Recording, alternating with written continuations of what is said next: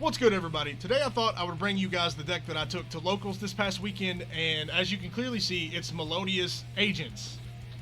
I'll get right into it, and then we'll talk about it afterwards. We got the three primary agent cards, Neptune, Earth, and Venus. Shout out for this top copy to my friend Aaron, who runs TriStar Hobby in Portland, Tennessee.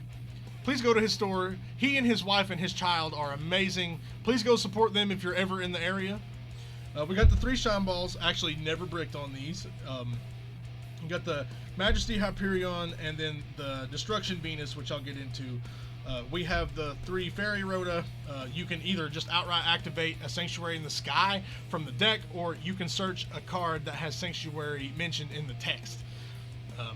And then I think it has an effect where if Sanctuary is on the board or in the graveyard, you gain 500 for each Hyperion and Agent, something like that. And then this counts as Sanctuary. This is Fallen Sanctuary. It counts as Sanctuary in the Sky, and then you can negate a card by banishing a fairy, I believe, and then it lets you set a card that mentions Sanctuary in the Sky. Usually it's this.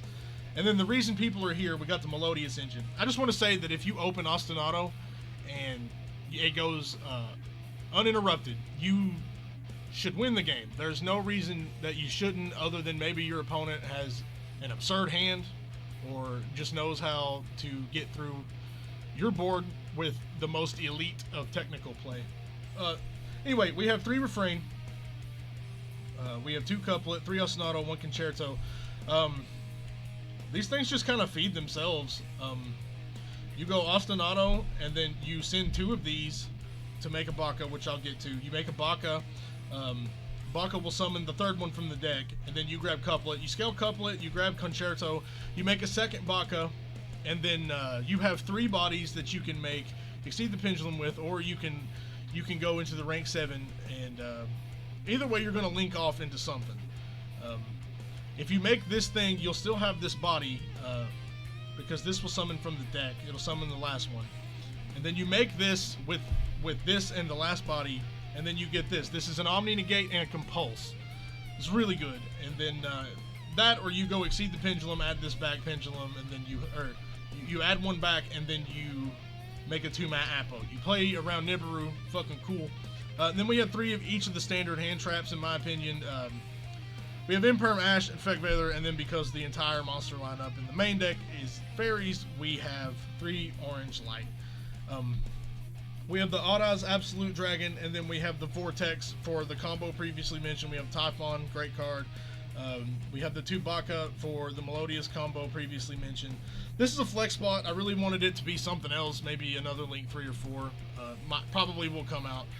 Vorp Gate is cool because once you get to the end of the damage step and banish everything, go to main 2. You can take this off the field by linking it or something, and your opponent's banished cards don't come back because it's not face up to activate again.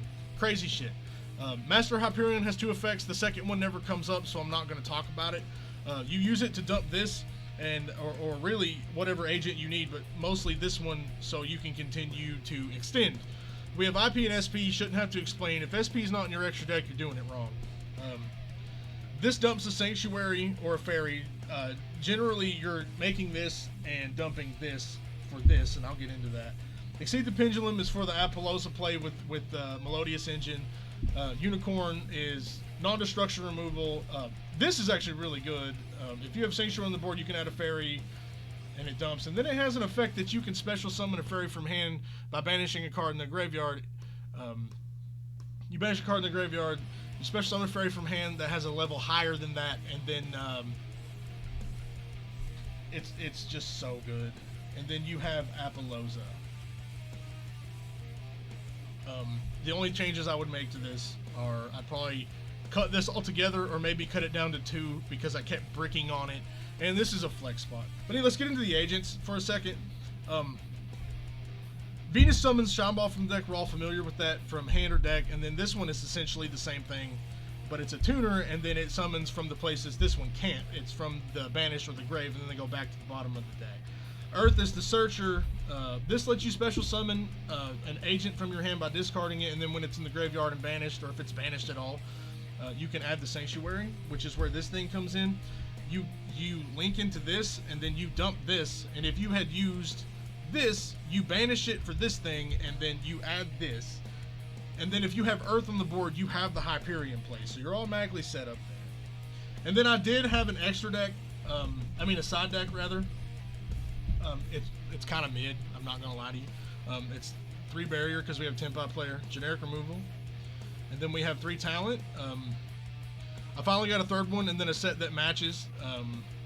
It's cool. I got these from the Hooded Duelist. And then we have Lancia because we lose to things that banish our graveyard, such as Shifter and similar. And then these probably should have been Nibs, but theory here was if they can clear this board and get through it all, we have Recursion, and then we have at least 1 Pendulum Body to work with, and probably a normal summon. So yeah, that's the deck.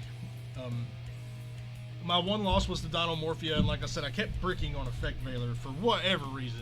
I didn't have that problem all day. I didn't have it at home. What I did was I built this on the spot, and then I went and brushed my teeth and used mouthwash, and I played 2 test hands with it before I left. I went and picked up my friend Thomas, the Hooded Duelist, on YouTube, and then I went to locals and kind of just otherwise figured it out on the spot.